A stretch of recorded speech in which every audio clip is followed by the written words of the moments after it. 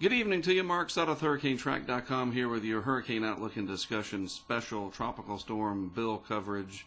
Right now it's about 6:38 Eastern Time, and let's take a look at what's going on. This is our Storm Pulse map off of our client services site. We have Bill here, and the winds are 50 miles per hour. And then, of course, Carlos.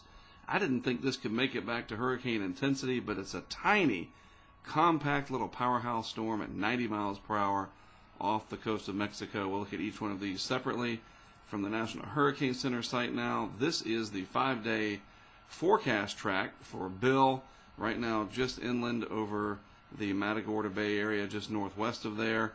And you can see that forecast track and the cone of uncertainty over the next several days, taking this as a post-tropical depression on up into the heart of the United States, right on into Oklahoma, Arkansas, through southeast Missouri, Illinois, Indiana, and beyond. And while the wind and the storm surge threat is mostly over, and we can see that for the most part here on the satellite picture, there is a tremendous amount of moisture that is going to be, it's imminent, it's happening now, and it's going to continue to happen, be flung into the region and wrung out over the eastern part of Texas, and then further on up into the United States from there. Very deep tropical moisture here. If we take a look at the National Weather Service, easy to see the areas that Bill is going to impact over the next several days. Outlined in the green areas are your flood watches, flood warnings going on in parts of Texas, tornado watch going on.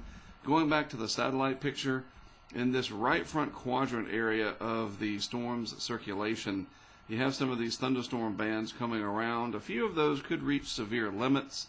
And with the additional rotation to the atmosphere added because of Bill's presence, it doesn't take much to build up a little thunderstorm complex through that atmosphere, which is already spinning and rotating, and you can get a brief tornado. Usually they are not as fierce as what we see out on the Great Plains during the heart of tornado season, but it is something to take into consideration. Make sure you have your NOAA weather radio handy, and that you are aware of what's going on. In the meantime, and in addition, in the eastern Pacific, we have Hurricane Carlos and top winds, like I said, 90 miles per hour.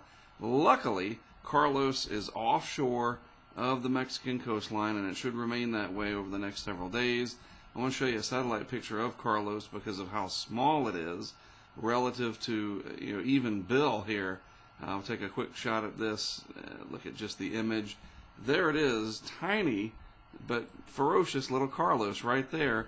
I mean, you could fit that easily inside just the center part of the state of Texas, as how small this system is. And most of the rainfall from it going to stay offshore as well.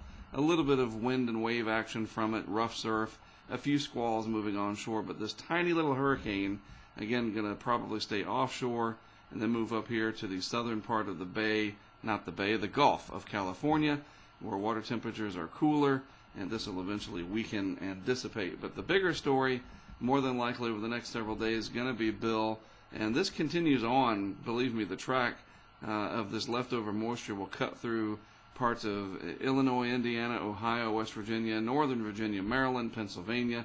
This region here could have some severe weather over the next several days as Bill rounds this very powerful mid and upper level ridge sitting over the southeast United States. This orange coloring in here indicating heat advisories. Some areas in North and South Carolina reaching 100 degrees today. Could get even hotter than that next week.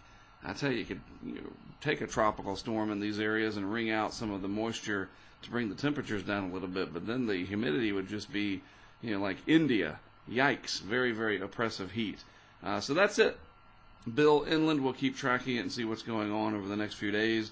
The biggest thing I want you to do, alert people that may be in the path of this over the next few days that, hey, there's some heavy rainfall headed your way, rapidly changing weather conditions, and this is a big deal. People, I think, tend to downplay the threat of freshwater flooding. 4 or 8 inches of rain, no big deal, but it can be a big deal, and you can't pinpoint where that big deal is going to happen, who is going to have the biggest impact. We just don't know with even the best computer technology and the best radar and the best surface observations. It's kind of like when it's happening, you just have to be ready for it and be aware ahead of time that something could happen and act accordingly. Have a good rest of your evening. Again, Mark Sudduth, HurricaneTrack.com. I'll be back with another video blog for you tomorrow.